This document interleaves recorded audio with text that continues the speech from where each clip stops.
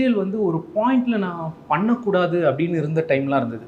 வேணாம், சினிமா பண்ண முடியாது அப்படின்ற ஒரு அப்போது ஒரு இமேஜ் அப்போ இருந்தது இல்லையா, நம்ம ட்ரை பண்ணிகிட்டு இருக்கும்போதெல்லாம். அதனால் ஐயோ சீரியல் போயிட வேணாம், அப்புறம் நம்ம பெரிய இலக்கை அடைய முடியாதுன்னு பயந்துக்கிட்டே இருப்பேன்.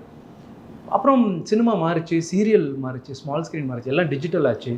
ஸோ அந்த டைமில் திருப்பியும் வாய்ப்பு வரும்போது ஓகே, இவ்வளோ வருஷம் ட்ரை பண்ணுறோம், something is coming to us, ஏன் நோ சொல்லணும், ட்ரை பண்ணலாம் அப்படின்னு ஒரு ஆங்கிளில் யோசிக்கும்போது ஃபர்ஸ்ட் நான் வச்ச கண்டிஷனே அவங்கக்கிட்ட அதுதான்.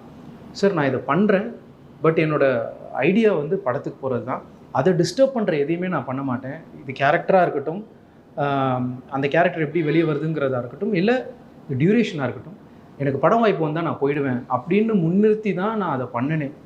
தே செட் யா நீங்கள் பண்ணுங்கள், அது பார்த்துக்கலாம் அப்படின்னு சொல்லி தான் they set. So every day when I go to the sets I always took it as a rehearsal for big screen. ஏன்னா நம்மளே வீடியோ எடுத்து நம்மளே பார்த்துக்கிறது, அது எப்படி வெளியே நம்ம வேணால் பார்த்துக்கலாம், ஆடியன்ஸ் எப்படி ரிசீவ் பண்ணுறாங்க, இது எல்லாமே அங்கே பண்ண முடியும் என்னால் every day. So I took that as a rehearsal. So it was for this one particular moment. Yes.